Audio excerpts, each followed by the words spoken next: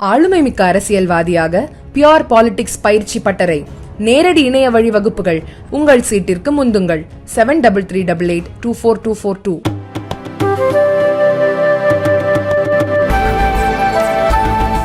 இயற்கை பேரிடரால் பாதிக்கப்பட்டுள்ள கேரள வயநாடு மக்களுக்கு உதவும் வகையில் புதுக்கோட்டையில் தேநீர் கடை உரிமையாளர் ஒரு டீ மொய் விருந்து நடத்தி நிதி திரட்டி வருவது வரவேற்பை பெற்றுள்ளது.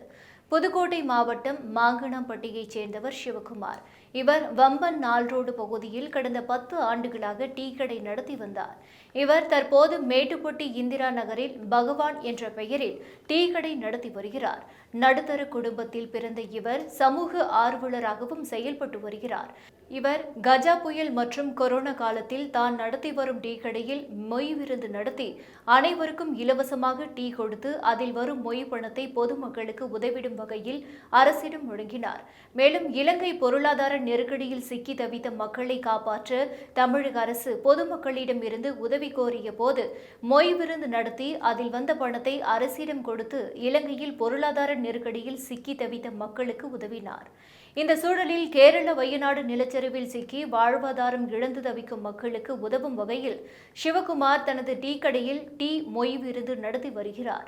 இன்று பகவான் டீ கடைக்கு வரும் பொதுமக்கள் இலவசமாக டீ குடித்துவிட்டு அங்கு வைக்கப்பட்டுள்ள மொய் பாத்திரத்தில் தங்களால் இயன்ற நிதி உதவியை கொடுத்து வருகின்றனர்.